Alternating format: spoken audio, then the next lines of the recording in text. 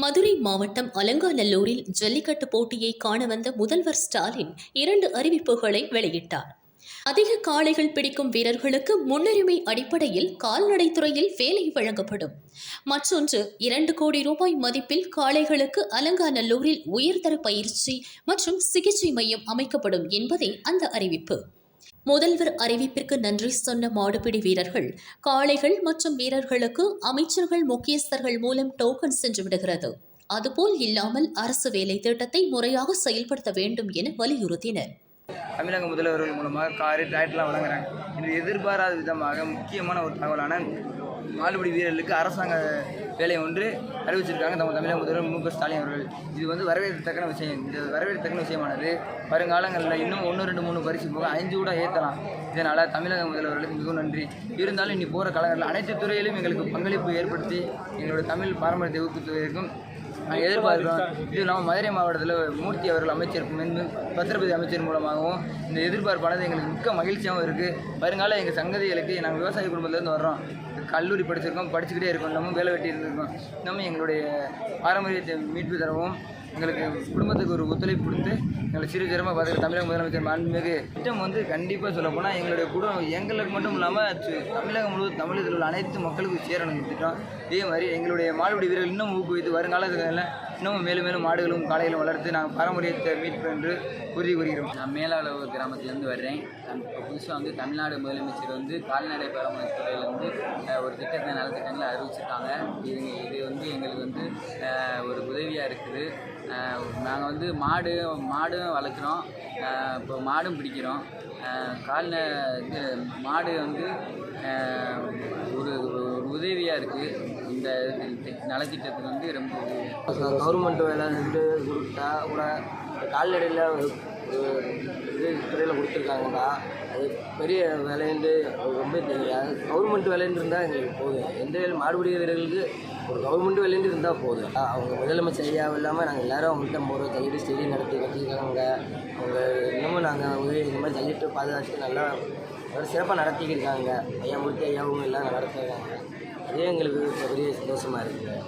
இனிமேல் ஜல்லிட்டு அழிவிடாமல் அவங்க கையில் ஆட்சியில் வரவங்க கையில் ஐயா கையில் அந்த வருஷம் ஆட்சியில் இதுக்கு வரவங்க பண்ணாலும் நாங்கள் சப்போர்ட் பண்ணுவோம். ஜல்லிட்டு மட்டும் சப்போர்ட் பண்ணால் போதும்.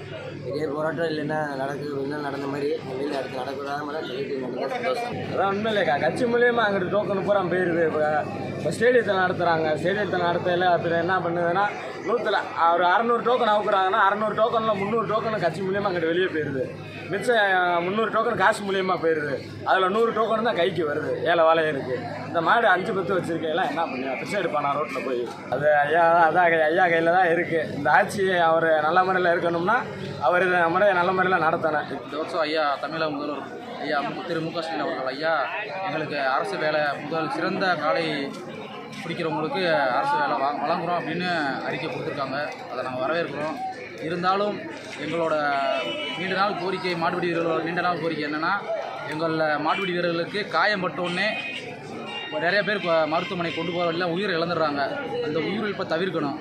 அவங்களோட அப்படி உயிர் இழந்தால் அவர்களுக்கு ஏதாவது வீட்டுக்கு இழப்பீடு வேணும். அப்படி இல்லைன்னா அவங்களோட வீட்டுக்கு ஒரு அரசு வேலை கொடுக்கணும். அதான் எங்களோட நீண்ட நாள் கோரிக்கை. இதை மட்டும் கொஞ்சம் ஐயா கொஞ்சம் பரிசீலனை பண்ணுங்கள். சாப்பாடு பிரச்சனை இல்லை. ஒரு 2 வருஷம் முன்னாடி சாப்பாடு சரியில்லாமல் இருந்தது. இப்போ மாடுபிடி வீரர்களுக்கு நல்லா சாப்பாடு கொடுக்குறாங்க. மாடு உரிமையாளர்களையும் கொஞ்சம் பின்னாடி பார்க்கணும். அவங்களுக்கும் ஒரு சாப்பாடு தண்ணி கொடுங்க. பின்னாடி அவங்க எப்படி இருந்தாலும் பார்க்கல. இங்கே தான் பார்க்குறீங்க. அவங்களையும் கொஞ்சம் பார்த்தா நல்லாயிருக்கும். இது நடக்கும். சிறந்த மாடுபிடி வீரர்களுக்கு ஐயா அறிவிச்சிருக்காரு. அது நல்லதாக நடக்கிறது எங்களுக்கு நடந்தால் எங்களுக்கு சந்தோஷம் தான். எங்களில் சக மாடுபிடி வீரர் ஒரு அரசு வேலைக்கு போனால் அதை நாங்கள் சந்தோஷப்படுவோம்.